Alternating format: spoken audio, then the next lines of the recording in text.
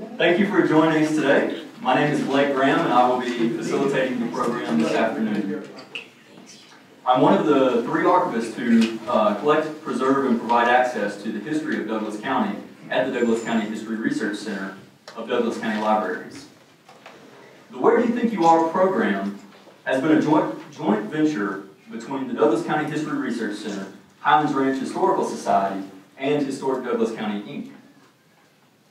This program was created to facilitate lively discussions throughout the year on the history, identity, and current developments of towns and areas across Douglas County. So, without further ado, I'd like to introduce our panelists. And can everyone hear me okay? Is the sound okay? I'll start with Terry Nolan in the center. Terry Nolan has served as General Manager of the Highlands Ranch Metro District for nearly 20 years. As General Manager, Terry works for the organization's elected Board of Directors, leads the 82-person Metro District staff, and is responsible for the efficient management of many community services provided by this local government organization. During the last 2 decades, Terry has overseen the addition of many community amenities, including Civic Green Park and Redstone Park, consolidation of the districts, renovation of the historic Highlands Ranch Mansion, all while maintaining a stable property tax. I think we can all appreciate that.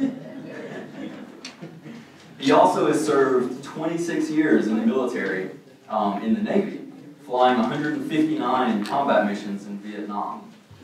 For both your service to our country and our community, we're very grateful to have you with us today, Terry.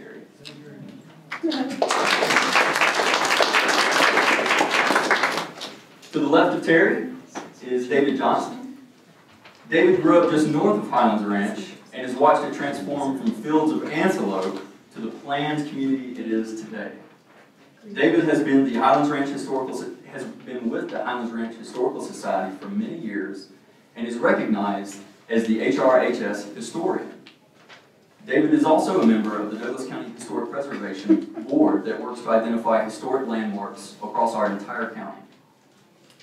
He is currently working on a book about the history of Highlands Ranch as depicted through photographs. For over 13 years, David has enjoyed raising his family in Highlands Ranch and looks forward to continuing his contributions to the community. David, thank you for all your efforts and for bringing your breadth of knowledge to the table with us today.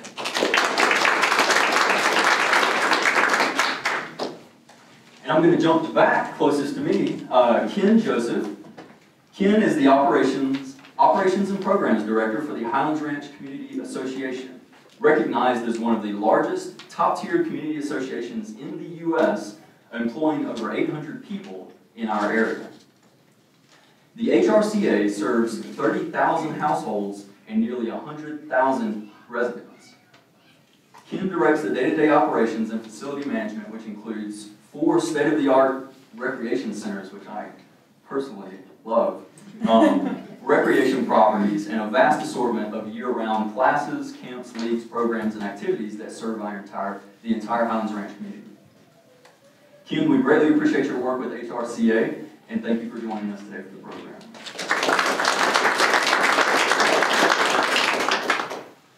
Justin Vaughn, to the far left, was admitted to practice law in 1994.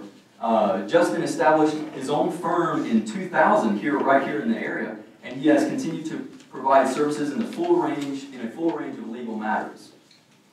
Justin currently serves as chair-elect for the Board of Directors of the Highlands Ranch Chamber of Commerce, and he also serves on the advisory board for the South Metro Denver Chamber of Commerce. He's a board member on the Douglas County Business Alliance and is a primary benefactor for the Highlands Ranch Rotary. Justin has a wide range of roles in the community and contributions to Highlands Ranch, and it's a privilege to have you here with us today, Justin.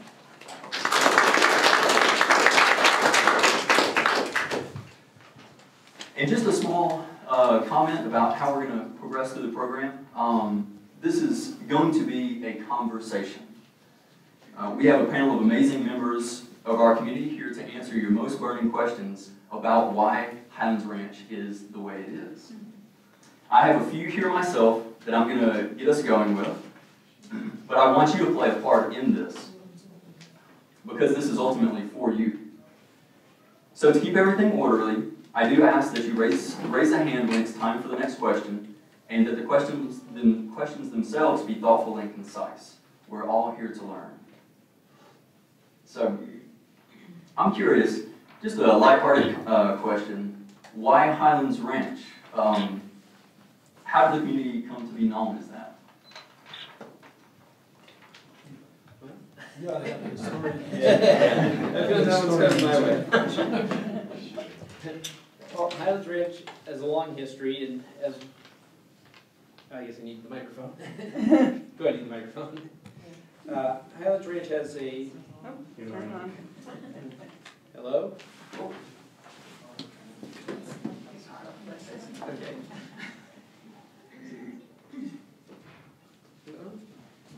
There we go. It's on. Perfect. All right. Well, Highlands Ranch has a long history in a lot of northern Douglas County, starting back with homesteads throughout this whole area. So when you get to the very beginning, most of this area started as 40 to 160 acre homesteads. What most of the people found was that wasn't quite enough land to raise cattle in this area, where the grasses aren't quite like they are back east. So you need more land to raise cattle and stuff. So you start with the homesteads. The first one in this area was, I just saw it was I can't remember if it was 59 or 69. It was Dad Clark, which is up where the Highlands Ranch golf course is. He started farming potatoes up in that area, and that was the very first one. The main ones that we get around here was starting before the mansion is, which is the gem of Highlands Ranch history and kind of the core of where Highlands Ranch history began. And that started in the 1880s with Samuel Long. From there, it went through a whole bunch of different owners, a lot of which are respected and known throughout the community. You had Long that went to Springer, who actually ran for mayor of Denver. Ended up losing that election. Was a finalist for the vice presidential nomination for the U.S., but that also didn't come through for him. And then got into a scandal with his wife in 1911 and fell out of politics. Passed it on to Wade Phipps, the brother of the guy, or Phillips, the brother of the guy that started Phillips Petroleum, the brothers that started Phillips Petroleum. And he was the first one that gave it the name that we're talking about. He called it Highland Ranch. Didn't have the S on it, but he was close. So that's where the name started.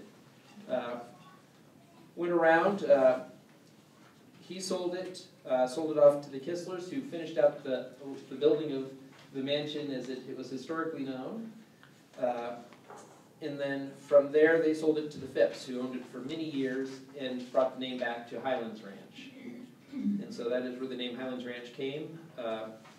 Then he died in 1976, and Marvin Davis, billionaire oil man, picked it up, turned it over, and sold it off to what at that time was Mission Viejo, which has later been sold into Shea Homes. And that is the Highlands Ranch we have today. Thank you, David.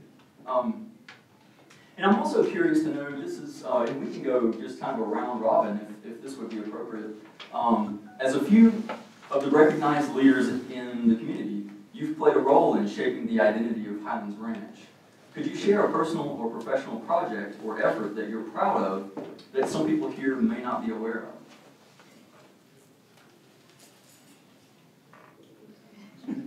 I think our round robin is going that direction. Let's go. Thanks, Terry. One project that we're very, very proud of at the HRCA is our energy saving project. And we've been working very, very hard for years to, I guess, not be energy independent, but as energy independent as we can be. And we started that off many years ago. Yes, Sarah? I'm working on it. I'm working on it.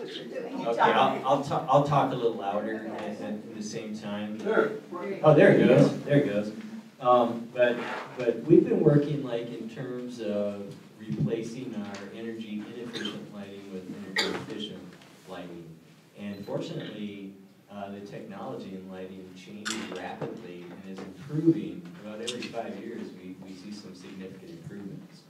So a couple years ago, our delegates approved a $2.6 million energy saving project, which we hired a company called McKinstry to come in and help us with that, because they have a number of high-level engineers that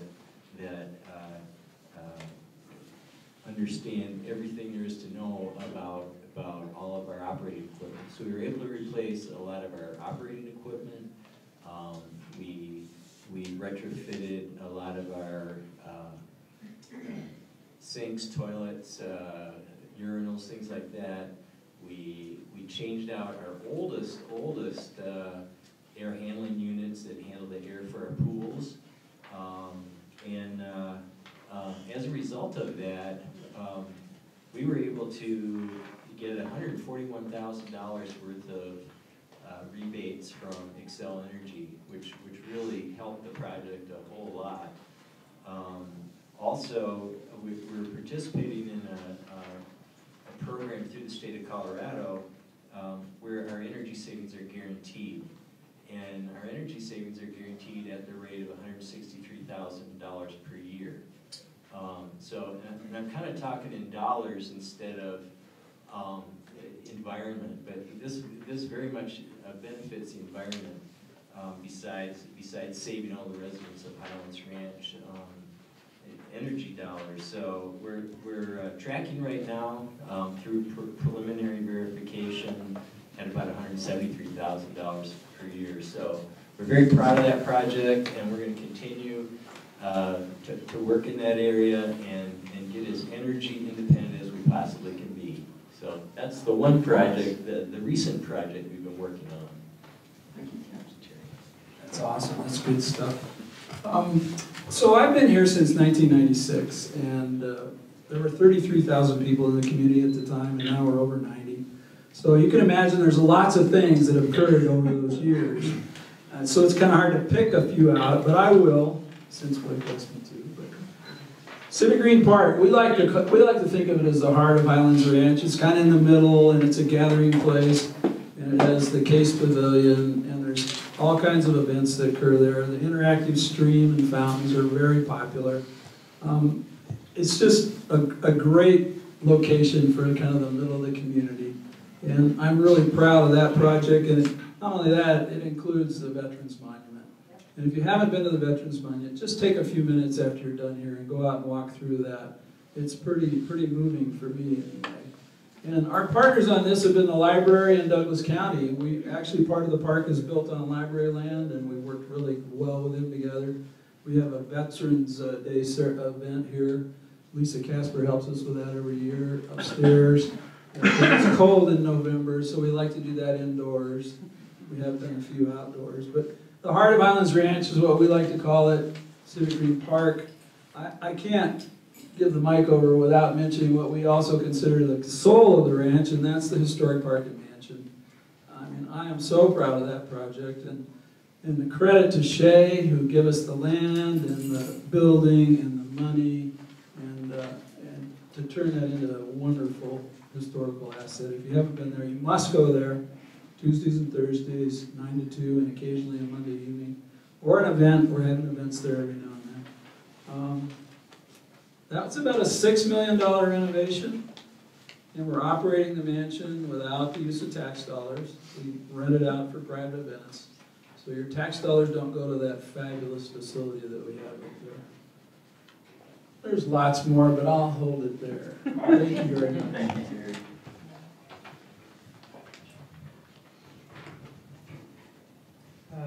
Well, seeing as I volunteered, it's not my full-time job, I don't have a major project like that, but there's a lot of things that with the Historical Society that I'm very proud of. The fact that every Monday, or every third Monday down in Southridge, we get together and share history with people. And I think that that's important to keep our history alive. And I know, you may mention that we're, as the Historical Society, we're working on a book and we're trying to capture images of Highlands Ranch, both historic from its early days and even from today. And to get all that into a book, to capture that for the future generations. I know I'm raising my daughter, and she was actually born here in Highlands Ranch, so this is the only hometown she's ever known. So. Thank you, you. I'm a little like Terry. It's hard for me to sit and talk at the same time. So at some point we'll reach a consensus on whether we're standing or sitting. I'm here on behalf of the Highlands Ranch Chamber, so I'll respond in that regard. With regard to things that people typically know about, certainly we are a Chamber of Commerce. We assist with business networking. We assist with business development and have business development programs. We communicate with businesses that are either being born in Highlands Ranch or considering relocating to Highlands Ranch. But one of the things that you may not know about is the extent to which we are involved in legislative efforts as well. The Chamber does participate, and I am the representative of the Highlands Ranch Chamber on the Douglas County Business Alliance. We do engage in lobbying efforts down at the legislature, and we do our best to make sure that the legislature does not do things that interfere with the quality of education in Highlands Ranch, with the tax rates that we appreciate in Highlands Ranch, and all of the activities that go on at the legislature that sometimes make us smile and nod and sometimes make us shake our head in disbelief. So that's one of the activities of the Chamber, one of the activities that I've personally been involved in that we are certainly very proud of. Thank you, Justin. Can I open the floor? Would anybody like to pose a question for our panelists? Do you guys have any plans on promoting the solar energy for homes that are installing solar energy? I can answer that. And if so, are there any incentives or? You know, actually, Jamie, who's sitting 3 seats behind, right here next to you, right across the house. Actually, Jamie has put together an RFP, and she and I will be interviewing companies this coming week, so your question's very timely, to see if there are some opportunities and discounts for Highlands Ranch residents from some of these big solar companies. So we're looking at that, possibility of solar garden at some point. We're investigating that, and hopefully we can move forward on that. And basically from a solar garden, you can, instead of putting the solar panels on your own roof, you can actually purchase or lease those solar panels for in the solar garden. It's huge, huge. It would have to be in a large area of land, but so we're looking at all those options. Solar panels have come down way in price over the last few years, and we do have some solar panels on our at Eastridge and at Westridge on our rec centers, but not a lot because the roof can't hold a whole lot of them. So did I answer everything? Okay. Yes. David, I am wondering if you can talk a little bit about, you guys have been doing a lot of interviews with early residents like Susanna Ray and other people. I'm wondering if you can talk about some of the things you've learned from people who lived at or near the mansion in the early period. Is that a gotcha question? It wasn't meant to be. It's a little bit of a gotcha question because I know the Historical Society, we've been doing an awful lot of those. Yes. I have not watched most of them as in detail as I should at this point. What have you learned just talking to people? We've just learned talking to people, just a lot of the early stories about how they lived out here, what it was like living and being out this far from Denver. It's a long way from Denver when you look at all the stuff that had to come out here. And there was a lot of distance and travel. And, I'm trying to think of back. Supplies in Littleton. Yeah, get some of the supplies out of Littleton. Yeah, I know Mark, who's actually taking the video in the back, is actually the one that did most of those, and would be better to answer most of these questions than I would, or at least that particular question. That's okay. Yeah. Or have any of the rest of you met any early residents? Terry, have you met any early people? Really. Like Marvin Beeman or? You know, Marvin, haven't really spent any time with him. Of course, I know him, I've met him. I mean, ask Mark. We interviewed him for an hour and a half. Now, careful, this guy could talk about Marvin Beeman for 30 minutes.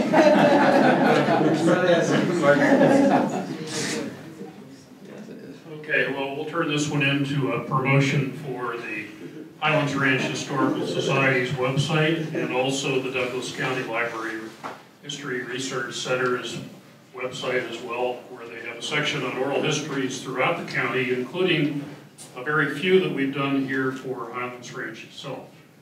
So to answer the initial question, Sean, that you asked, what did we learn from some of the early residents? More than we would have ever thought before. For example, the house south of the parking lot at the mansion property, referred to commonly as the Chumhow House, was actually built by the Young family. Who was the Young family? Well, the oldest daughter of Elsie Phipps' first marriage was Mary. She married a guy named Chapman Young, and Elsie Phipps II gave them the land to build a house on the mansion property, but not in the mansion itself. Built of a double brick construction. Ultimately, he had some roots with the Robinson brick. And Susanna Ray and her brothers and sisters lived there for probably the first 16 to 18 years of their life, roughly 1938 to 1954. About a year ago, the family arranged a private tour of the mansion. I came in, and I was privileged enough to videotape that along with help from Nancy Winston-Bigler. And Susanna poked her head into every outbuilding on the ranch property, and she had a story from each one.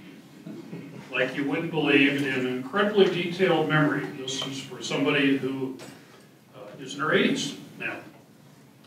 Marvin Beeman, I did an oral history with him maybe 6 weeks ago. Marvin was born in Sedalia in 1932. That would make him about 83 now. Did you know that Elsie Phipps built a little stone house for his family at what's now the Law Enforcement Training Center, where he lived for many of the years of his life growing up? Did you know that he rode his horse to school in elementary school? There was a school just southwest of there. We learned that Marvin, his chief mentors were veterinarians who worked on things on the Phipps property. When Marvin went to college, Elfie Phipps II bought him 3 polo ponies. So he boarded 3 polo ponies at CSU, where he got his undergraduate and then eventually his veterinary degree at this point. Marvin talks about most interesting vet cases when he worked at the ranch, including where he did a twin delivery once of twin horses, 1 in 10,000. Happened on that one. Wonderful stories of the ranch and of Marvin's. I also did an interview with Jim Teffer. Jim Teffer, if ever any of you have been by Beneford Ranch Road, there is a park named Teffer Park, named after him. He wanted it to be called Badger Park, because he's the University of Wisconsin Badger. I don't think that's going to happen. But Teffer had lots of stories about the mansion when they acquired it in '78. He and Lawrence Phipps III talked of lots of stories about the filming of the miniseries Centennial in 1978. Many of the scenes were filmed at the mansion at this point, and some of the controversy that occurred at that time, shall we say.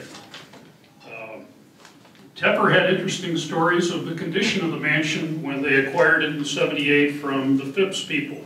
He likes to tell the stories of how in the 2 years from the time that Elsie Phipps died and the family decided to sell, the bees had taken over the mansion. So when you went inside the building, there was the overwhelming smell of honey, because they had built their nest inside the walls. He talks about the quality or lack thereof of the water on the storage facility up by the iconic windmill at this point. He thought it was undrinkable, so they had to bring bottled water in until they could clean that out and provide adequate water. Lots of different stories that these guys have. The Historical Society's website has it broken down into little 5-minute stories that you might find interesting. I would encourage you to go look at those and Listen to the ones that are of interest to you. If you want to hear the entire interviews from Susanna Ray, from Marvin Beeman, from Jim Tepper, go to the Douglas County Library's oral history section and look at the whole thing yourself. They're not only audio, but they're also video too, so you get some idea of who we're talking about when they're talking. Upcoming programs that the Historical Society has includes a September program by Art Cook, who was the ranch foreman, if you will, brought out from California by Jim Tepper in the September program, and the October program, I believe, is that Jim Tepper will be coming and will be talking about the formation of the community that we live in today. Is that okay? That's perfect. Did that answer your question? So we've learned lots of different things about these early residents. Mark, why did you tell me you don't like to do public speaking? Because I don't. It's really fascinating. You can tap into an entirely different culture, an entirely different era of Highlands Ranch, and really see the cultural evolution that's happening. Yeah. So, is there another question? Yes, Nancy or Paul? We attended the Roxborough program, this same kind of a thing, and a major part of the Roxborough program was talking about water.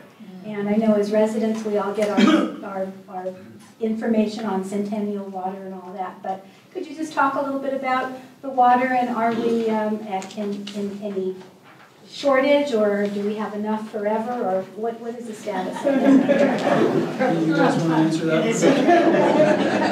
You stood up first. That's a good question, and it's a good story about water in Highlands Ranch, and I'm happy to stand up here and talk about it. First off, let me point out something to you. Your water bill says the Metro District at the top. You take every penny you send to us and give it to Centennial Water and Sanitation District, who serves Highlands Ranch. They have nothing to do with the city of Centennial, just in case you're confused. The Water District got that name first, and then the city of Centennial came along after that. But the story about the water in Highlands Ranch is a terrific one. You know, they have old-time water rights and lots of agreements for additional water.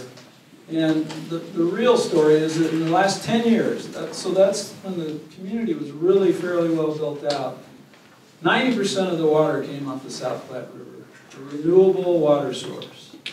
Whereas there are other communities in Douglas County that are virtually 100% on aquifer water, groundwater.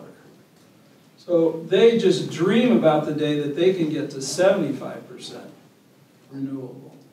And the cost of water is going up rather significantly. Your water rates in Highlands Ranch are kind of in the low third of areas in the vicinity. They have a tremendous portfolio, and they are continuing to work on it. Concrete example is South Platte Reservoir. Some of you might have known it as the Kiewit Gravel Pit. Everybody know where I'm talking about? North of C-470, west of the South Platte River, there's a reservoir there. That belongs entirely to Highlands Ranch. So that gives Centennial Water the opportunity to grab water when it's available. And sometimes, this spring is a good example. South Platte River was free river, meaning anybody who had a place to put it could take that water and store it and keep it, because all the downstream water rights had been met. So that's an example of Centennial working to enhance that water portfolio. Additionally, they're a major player in the Chatfield reallocation. If you're not familiar with that, that's going to allow Chatfield water level to increase up to 12 feet deeper. A huge storage capability. They can do that without changing the dam itself. All they have to do is mitigate the impacts on the recreation facilities. So that project is proceeding, and it'll be another opportunity to store water that can be used here in Highlands Ranch. Is that enough? It's a great story here. And yes, your water future is secure in Highlands Ranch. Okay? Thanks. Thank you. And our water, the quality of our water is good? It is. I mean, they have to go through all the required testing. It's governed by law, and we publish once a year. They publish once a year, Centennial. They're like brothers to me, so we work in the same building. So really good people there. Anyway, every year they have to publish a water quality report, and it comes to every household, so you can read the details, and believe me, it's a pretty dry read. But the answer is yes. The quality is a dry read. Yeah, the quality is as it should be. Yes. Well, are they still getting a lot of water from deep water wells? It seemed like when I first came here, there was 12 deep water. They're not getting it? No, like I said, 90% of the water in the last 10 years has come from the South Platte River. Wow. They haven't begun to use even a small percentage of the water that they're authorized to take out of the deep aquifer. That's not the case in these other communities. I was riding my bike along the Platte Thursday, and it was pretty high. Yeah. And is that being let out of the reservoir, what we're seeing? Well, you know, the level in Chatfield's very high too, because there's so much runoff coming. In fact, a lot of the recreation facilities are underwater, or have been for the last several weeks. And yeah, they have to spill quite a bit. That's one reason why it's running so. I mean, there was a good snowpack this year, and then it kept snowing in the spring, and then we got all that rain in May. So absolutely, the water is unbelievable water here. California would love to have a year like we have.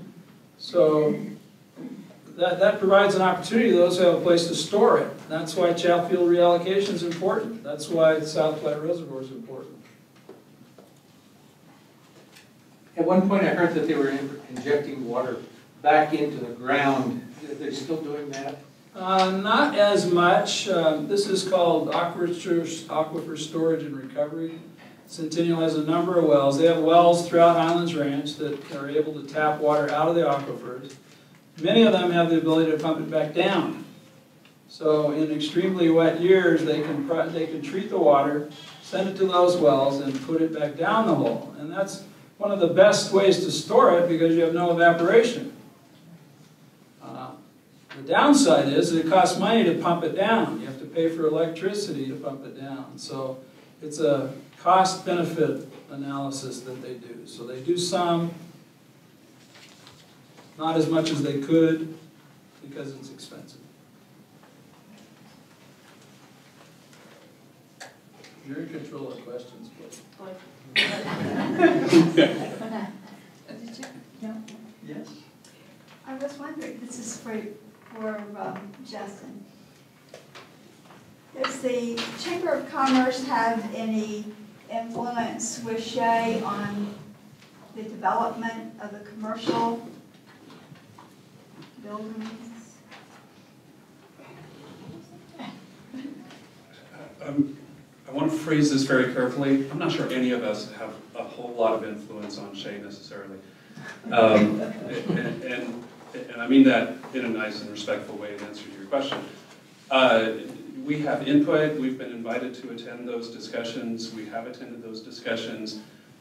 Shay, right now, and I think what you're talking about is the area out behind Target by the Children's Hospital, because that's the development that is currently underway. They had early on indicated that the vision was similar to, for those who are familiar with the project in Scottsdale, Arizona, was similar to Kierland. And what they wanted was a similar type of approach here. We've engaged them. We have discussed that with them. It's still proceeding along those types of design schemes, which will be subject to the approval of the county. There's a hearing in front of the county on August 11th to decide on the zoning changes that they're requesting. I anticipate that will proceed.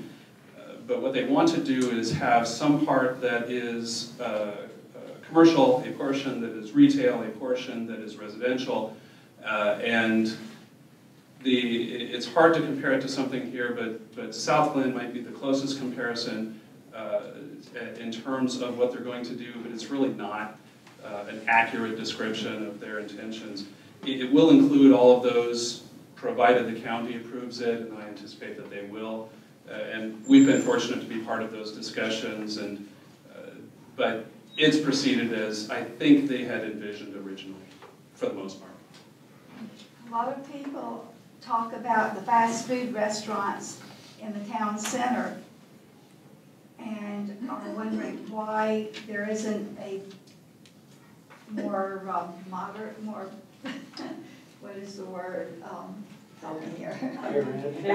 A better restaurant, well, not better, I like fast foods. That's specifically but I like it. Upscale restaurant. I will share with you, if that's something that you would like to launch, we will do everything possible to support you in that. This is kind of a follow-up question to that. Do you know, and again, I'm hoping this isn't a gotcha question, do you know what percentage... Not as much as I'm hoping this is. Do you know what percentage of businesses in Highlands Ranch are like locally controlled versus chains? Like, is that a percentage you can throw out?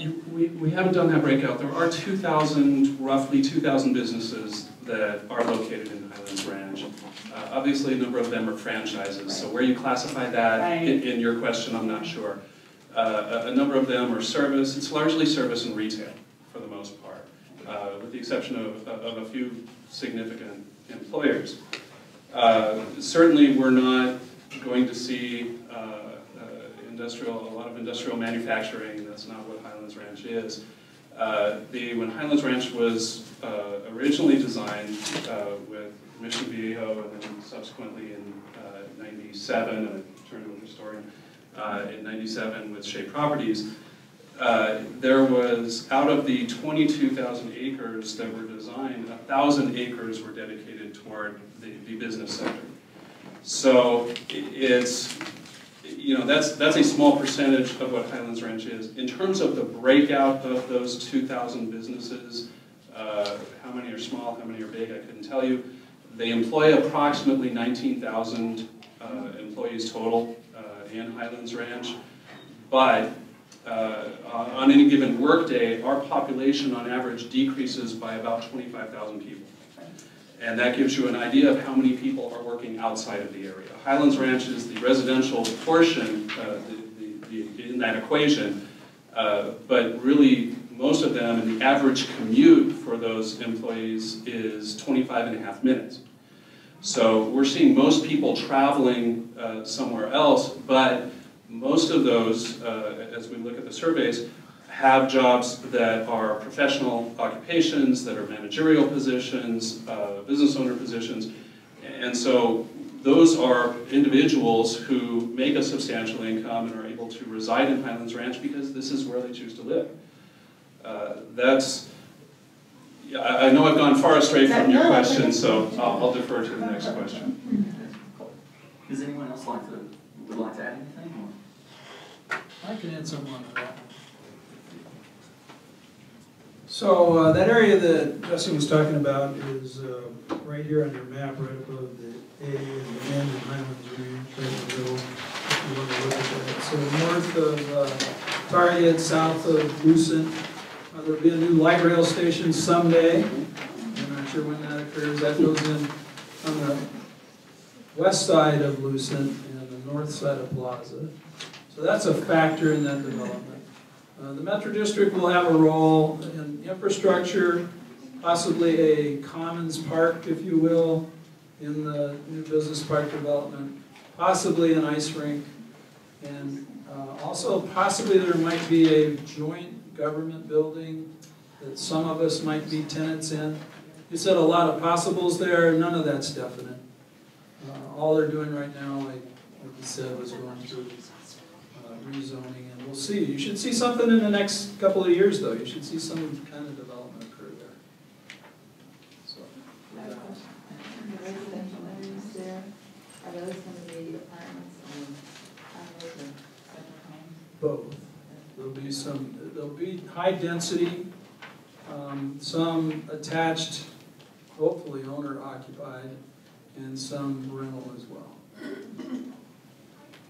And I think there'll be some single family, but dense. More like spaces, not necessarily just like spaces. More like brownstones right here, and then also some apartments. That's my understanding of it. Shea is a better organization to answer that. Okay, thank you, Terry. Yes, in the back. You know, actually, you got me thinking when you mentioned that so much of the population in Highlands Ranch leaves during the workday and comes back, and that seems to be something that is an identifying characteristic of the community that shapes the decisions that are made about how the community develops, if that makes sense. And I'm wondering if anybody else on the panel or yourself would be able to speak to some of the other things that are really defining characteristics of Highlands Ranch that do influence future developments or how developments have occurred, milestone ones in the past. I'll address some of that. And as I understand the question is, what is the current composition of Highlands Ranch such that we can project into the future these are decisions that are likely to be needed or issues that we'll be likely to address. Is that in a certain way, I think in terms of like, so what is a big influence on Pittsburgh? Steel and Carnegie's money, right? Those kind of things. Okay. What are those kind of things here in Highlands Ranch? We have, well, Highlands Ranch, and it's interesting, we are a census designated place. That's the legal term. We are not an incorporated municipality. And, you know, for the most part, I think people are grateful for that. But we have a population that has now crested 100,000. In the last census, we were at 96. The understanding is that we're now over 100. The homes, we rank out of income, when we are comparing us to cities that are 50,000 and above, we rank #1 in newest home development. Okay, so we have the newest homes out of cities that would be 50,000 or more. We rank #7 in largest homes, okay, in the country. One of the reasons clearly is that 48% of the homes that we have minor children. And so we see that we have, in the master plan, in the development of this community, it is largely family-based. Okay? Our parks, our schools, the size of our homes. It is also based upon a certain income level. So we have an average, the median income for Highlands Ranch is, under the last statistics, $108,000. Now that is almost double the state average of $58,000 as an average income for a household. So when we're looking at the composition, there are a few things that I think are going to happen moving forward. #1, it is, you know, now that it has been created, and there are a few things left, and we've talked about those, but now that it has been largely created, how do we sustain that? Okay, with other developments coming up in other areas, with other housing projects being built, we know what they are, how do we sustain that? And I will share with you that the Chamber of Commerce, HRCA, the Metro District have engaged in a joint effort. I have to defer because it is, I think more so HRCA and more so Metro District. They were gracious to include us in that process. But a marketing effort that is a rebranding of Highlands Ranch that is intended to perpetuate both the understanding of the lifestyle that you have here and the quality of life because of the attractiveness of bringing in people who do have the income and are able to contribute back to the community. So that is underway. We've already gone through a couple of significant stages, and that is proceeding. You see wonderful marketing materials that have come out of that, and will continue to do so. The other thing that's projected is that our population as it currently exists is going to get older. Now, how much that, how much those statistics are true, I think really depends on two factors. #1, yes, our current population will get older. That goes without saying, I think that's self-evident. But the projections are that we're going to be somewhere around, right now we're at 6% of a population that is 65 or above. Okay?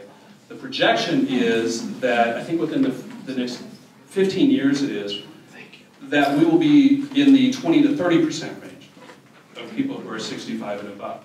Now, if that is true, then we need to retool and provide a lot of services beyond just what we see right now, and what we see right now in terms of fee, in terms of Erickson's Place. Windcrest, thank you. In terms of Windcrest, and they have so much expansion going on there, and we all know that. So we may be looking at the need for significant programs. Now, add that to the fact that, as I just said, we are 7th in the nation in terms of the size of our homes, and we're largely family-based. I, for one, when I get to that point, I'm going to be looking to downsize. Now, to what extent can we downsize in Highlands Ranch? Our options are somewhat limited. So, yes, there is a prediction that the age will increase, but my prediction is, at the same time, there will be people looking to downsize who, as they get to that age, will be moving outside the community, and young families will be moving into the community. But that is an issue we have to pay very close attention to.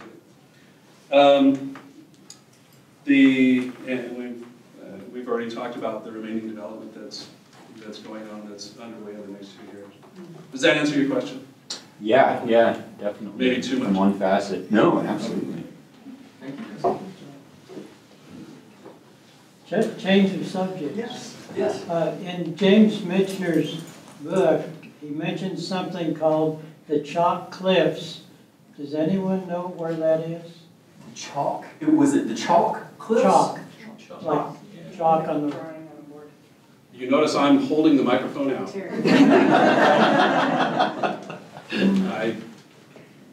don't know myself. I don't know the answer, but first off, I read the book. I love the book. The book is centennial. It's long, but it's really good. I thought it was up by Greeley somewhere. Where? Greeley. Am I right? I think it's I think so. In which direction from Greeley? Don't quote me on that. I think that's where. That's when I read the book. That's where I got the picture that it was. Well, you would have a better understanding. No, I wouldn't probably. All right. Yes, in the back. Looking forward, one of the problems in terms of quality of life about Highlands Ranch, particularly at rush hour, is the C-470 situation. I'm sure that a lot of governmental entities are involved in addressing this in terms of a coalition task force. Can someone talk about what's being done about the transportation situation in Highlands Ranch, particularly at the northern end in the C-470 corridor?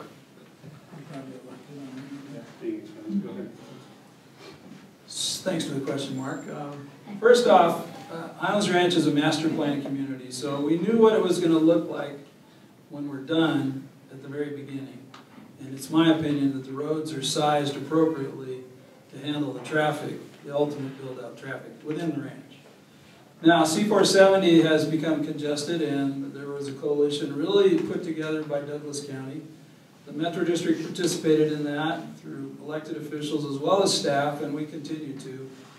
That's a CDOT project. It's going to proceed. It's going to be a toll road. The additional lanes, they'll retain the 2 no-cost lanes. Additionally, they're going to have, for example, if you get on at Broadway, that on-ramp will just continue all the way to University. And every place they can, not all the way from University of Quebec, that's too far, but all those in-betweens will have that on-off lane will go all the way. So it's like an additional lane there as well. You should see construction within 2 years, I think, starting. Beyond that. Chalk Cliffs are in Chaffee County near Buena Vista. Well, I was close. But I had somebody agreeing with me. Near Buena Vista, near Mount Princeton, Chaffee County. The White Cliffs of Dover in England are chalky too. These ones are close. I'm going to ask just a real quick question. I don't know if Ken, you might be willing to answer this, or with new developments in terms of transportation, food industry discussions, and anything like that, what are going to be some of the best information resources for getting the updates on that type of information and getting it out to the community.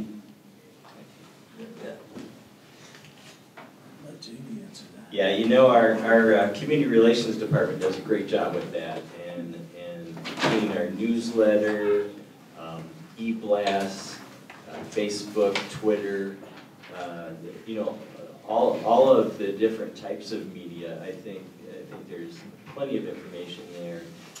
People can come to our website. They can also just call us, and we can route you to the right individuals that can answer those questions for you. Yes. Someone mentioned incorporation, and without going into great detail and giving us a master's degree, what are the advantages of not being an incorporated town like Parker or Lone Tree? Why is that better, or for some people believe it is? So, answer this question. What is it you're missing that you want to pay another $500 a year for? That's it. I mean, the last time it was seriously looked at was in 1999 by the HRCA. They formed a committee, a citizen committee, and they concluded that it was feasible to incorporate in Highlands Ranch with about a 3 to 3.5% increase in sales tax and a little bit of an increase in property tax. One of the reasons why communities incorporate is they're not satisfied with the services, and another one is they're worried about their future. What's it going to look like in the end, and where are we going to have additional development? We have a couple of advantages there, I think. And this is Terry speaking, not the Metro District, please. Okay. We know we're a master plan community. We know what it's going to look like when we're done. In fact, we're almost there, except for that business park development, really. And I believe, a combination with the Community Association, the library, Douglas County, I think we have outstanding services here. That's just me speaking. And our taxes are lower. I'll just tell you a story. I was at at a meeting, and sitting next to me was the city manager of the city of Lone Tree, and the discussion got on to the property taxes. As you know, there's a very significant increase in your property values, and that affects property taxes. And we got into discussion on that, and I said, yeah, on our property, our total property tax mill levy is 96 point something in Highlands Ranch. And he said, oh, really? And he gets online while we're sitting there, and he looks up his in Lone Tree, and his was 97 point something. Plus, they have an additional, I think, 1.8% sales tax in Lone Tree. So, and our neighbors to the north have about, I think their sales tax is over 8%. I know it is in Parker. I suspect it is in Castle Rock. Now, if you live in downtown Castle Rock, you have almost no property tax. But if you live in some of the outlying communities, the Meadows, they have metro districts, and we all have the school district, of course. So, I don't know I guess the answer is, what is it you're missing that you want to pay more? Sales tax, people think it's kind of free money because other folks are going to come to town and spend their dollars, and you take sales tax on that. But if you buy a car, they determine how much sales tax you pay based on where you live. If you remodel, that's what, if you buy a sofa, wherever. So. Thank you. That's really, I just was curious. So, thank you. Yes. We're not designed to be a tourist destination, so it's our tax dollar.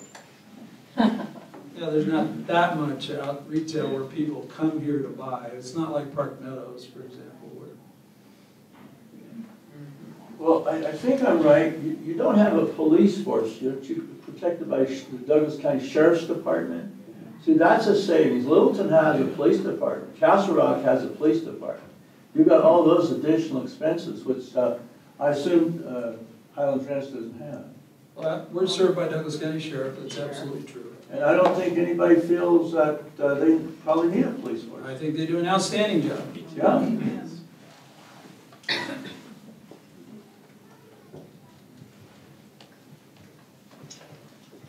Going back to what Justin was talking about the population getting older and maybe having to move out, is there any plans to have better senior housing? Because most of the homes are 2 stories and there's not bedrooms on the main floors. You break a knee or something, it's not to get up and down. What is the question? Oh, is there any kind of senior housing besides Windcrest plan? You know, where you have to buy in, you know, like apartments or condos, that would be wonderful. Well, we have Windcrest, we have a few. Verona, the Retreat. We have Brookdale for those who need that level of service. I'm not aware of any that are currently in the works, that are currently planned to develop, but Windcrest keeps expanding like crazy. I don't know how much more land they have, maybe somebody else on the panel is aware of that. Windcrest, you need a pretty good income to get in there. There's a lot of people who probably couldn't afford Windcrest. You need to have a pretty good income to go a number of places in Highlands Ranch, but I find them pretty approachable. I've talked with them from time to time. I don't know what their current rates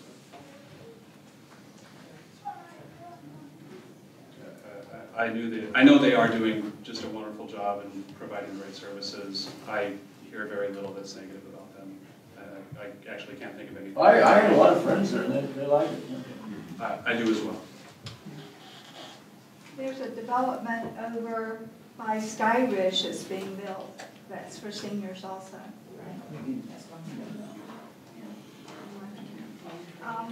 We don't get to take credit for that. I just thought I'd mention that that's in the area.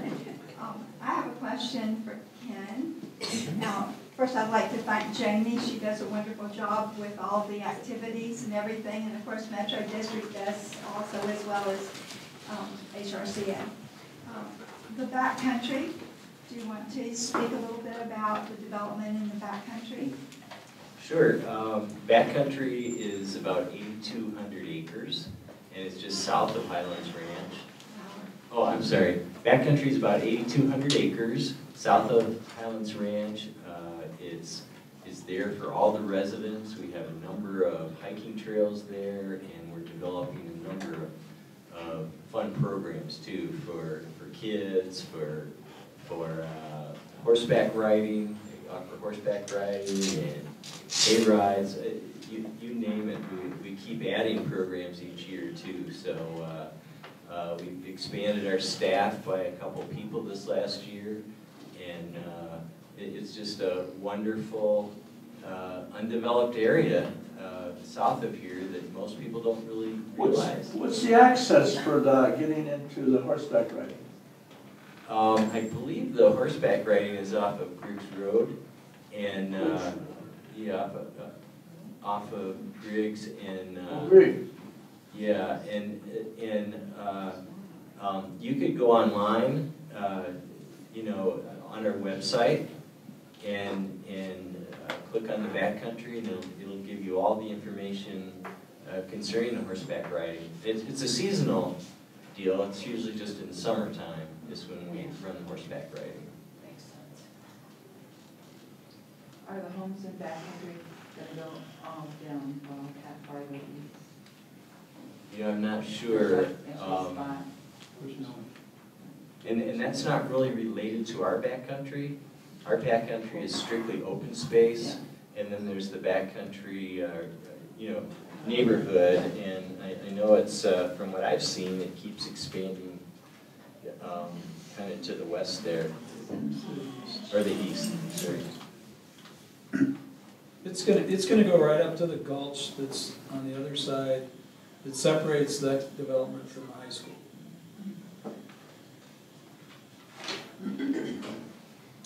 Yes. I have a two-part question. Occasionally we see cattle when we drive south on Monarch or Griggs Road or any of those other places. Could someone talk about the status of the ranching lease with the district or with Shea, with emphasis to what might happen beyond 2020? I personally don't work with that, and I'm not up to speed on the lease. I believe it's been renegotiated here recently, and I'm not sure that it's a long-term lease either. So I wish I could answer your question, but I just don't have that information. I can help a little bit, maybe. First, you need to understand that agriculture in Highlands Ranch is important to the developer. You probably realize that acreage that's used for ag purposes is taxed at a much lower rate than development acreage. Thus, they keep their undeveloped land.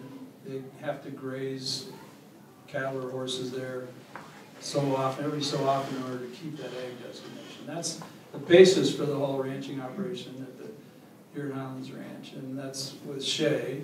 I know they also contract with HRCA because they do raise cattle in the backcountry, which the HRCA owns, backcountry wilderness area.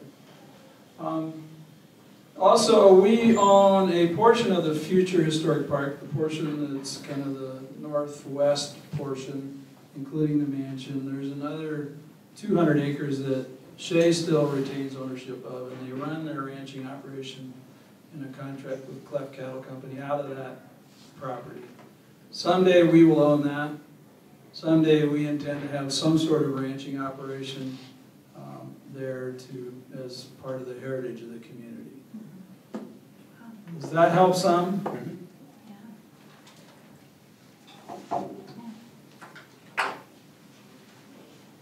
Was there a question?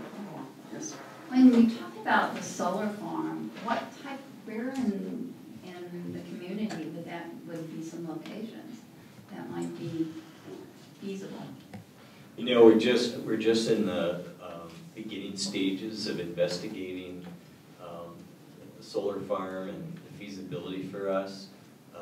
The only open land that we have is in the backcountry.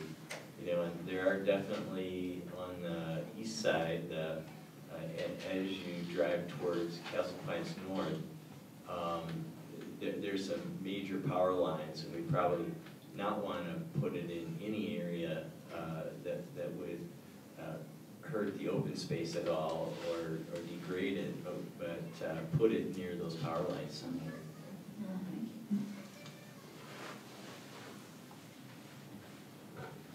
Yes.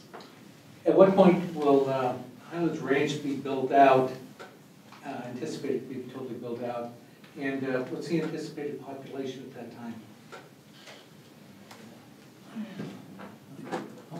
I'll give you my version, and then maybe one of these other fellows has something. We're almost built out in residential. The only thing left is remaining lots in backcountry. And then the residential that's being asked to be rezoned in the business park, if you will. And a little bit right over here, you see some buildings under construction right here in the town center. That's it, residential. Commercial lags. It's part of the plan. It just takes a while before you, and there's still probably 25% of commercial land in Highlands Ranch yet to be developed. Your guess is as good as mine how long it'll take for that to all develop. But, like I said earlier, within the next couple of years, you're probably going to see some activity in that big chunk just south of the Lucent buildings there. So, that's about as good as I can do. Anticipated population? No, it's really, people get that. If you look at the census, they had it wrong because they included all the province center as part of Highlands Ranch. That's not really part of Highlands Ranch. If you know where that is, that's east of Colorado Boulevard. There's that square of homes in there. That's not part of Highlands Ranch, and they include that. So we're really about 93, 94,000, and we're not going to get much above 95 or 6. Some people say 100. Depends on how many kids move out and get jobs. Or stay at home. So this may be a really weird, wacky question. I'll just throw that to everybody. It's probably HRCA though. So say in 25 years, everybody decides we should put solar panels on our houses. How would that process happen? Because I know it can't happen now, right? With the covenants and stuff. How would people go about changing something like that? No, people can put solar panels on their roofs right now. So that's not an issue at all.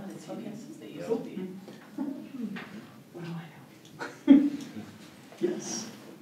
How is that property that Shea gave to Highlands Ranch for the mansion and the park and all that, as it transfers from perhaps a cattle lease or cattle operation to whatever Highlands Ranch can do with that property. And that, what will the tax situation be then versus what is the tax situation on that property now? I have no clue.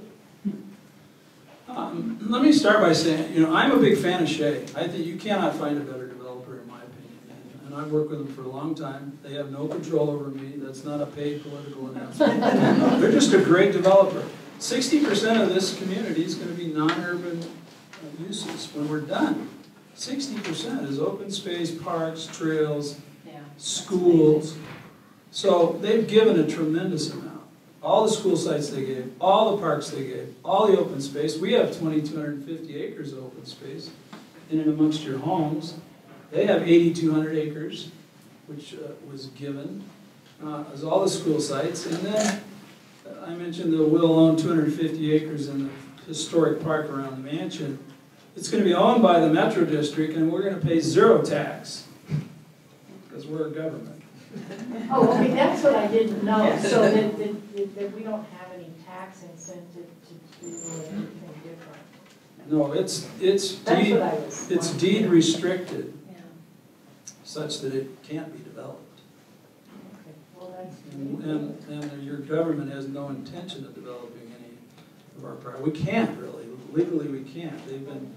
They were required, the developer was required in day one back in 1978 by the county to deed a certain amount of open space and those other uses as part of the development. So I guess my question, and now I'm figuring out what I want to know, is this is a sustainable model that we have going forward as is. Is it or is it not? Absolutely. Sustainable, depends on what you mean by that. I will comment on this. The Metro District is funded by property taxes. And you also get an increase in the amount that you can collect based on growth. And we've been growing in this community ever since I've been here. Well, we're facing the end of that. And it's just the nature, and I can happily go into details with you about what Tabor does to property taxes over time. But in essence, we are able to adjust property taxes every 2 years when you get your reassessment. You just got one. And we're allowed to increase our revenues by 1 year's worth of CPI. So our costs will go up 2 years' worth, if you will. The cost of doing business goes up every year. And we're able to recapture 1 year of every 2 on Tabor. So we anticipate someday, quite a bit in the future, our current model says about 2024, where we might have to come to the voters and seek either an exemption from that restriction on Tabor or an increase in the mill levy in order to maintain current services. The alternative being you might have to reduce the service level. But that's quite a ways out. It's just a forecast. So sustainable? Yes, I mean this community is in great shape. Great water portfolio. The district is very strong financially right now. I don't know if that's what you meant by sustainable. But we know what it's going to look like when it's done, and we're almost done. So, okay. Yes. Hi. I have a question. It may not even apply to her, but is there ever going to be a light rail extension to Highlands Ranch?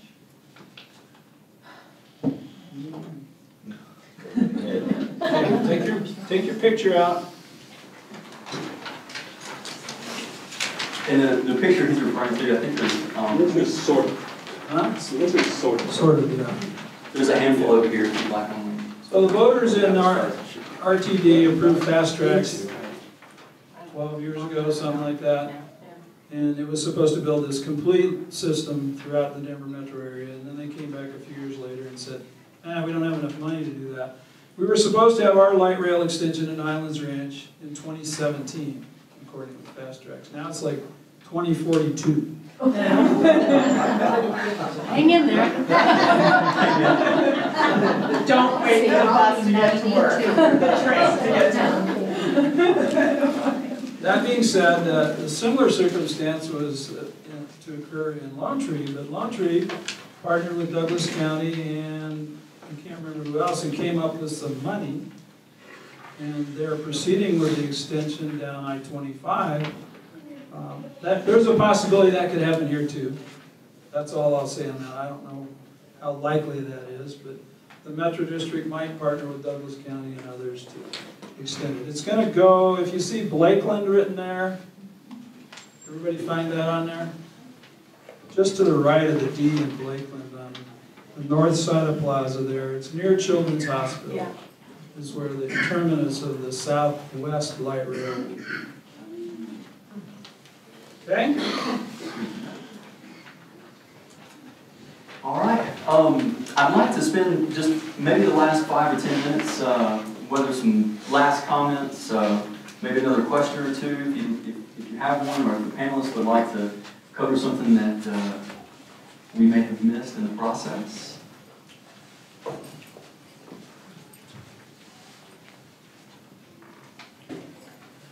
All right. I have some. Yes. I know I've been talking too much. No, not at all. So the Metro District Board has a number of priorities, and I just want to talk about the number one priority for them, and that's fire and emergency services. You've seen the fire trucks, and they say Littleton on them, and you wonder about that. Well, we contract with the city of Littleton for fire and emergency services. We think it's a great partnership. They're a world-class fire department, and because we're bigger as partners, we get it more efficiently. That being said, the number one priority of the board is to look at ways to enhance fire and emergency services.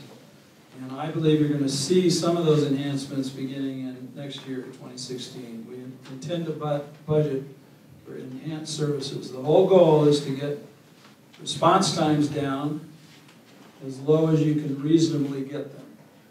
Now, it's kind of an exponential curve, so there's a balance between how much you spend for it and how much you get. And Highlands Ranch is a kind of a unique challenge for fire and emergency services. We have over 800 cul-de-sacs in this community. Yeah. Travel time is a challenge for us on our fire department here, just because of that. And not only that, they have 8 streets with the same name. It's just place, way, street, drive, lane, whatever. And I don't know how those firefighters do it. They have a computer, but anyway, so we have some challenges because of the way the community is laid out in response time. We intend to add resources with our partners in Littleton Fire to improve your fire and emergency services. That's all.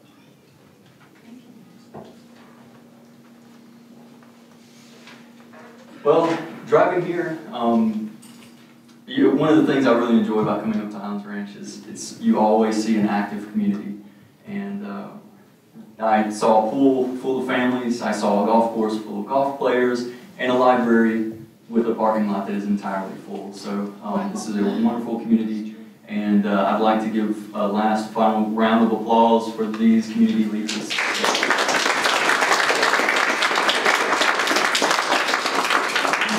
Thank you for coming. Please have a cookie if you'd like to on your way out.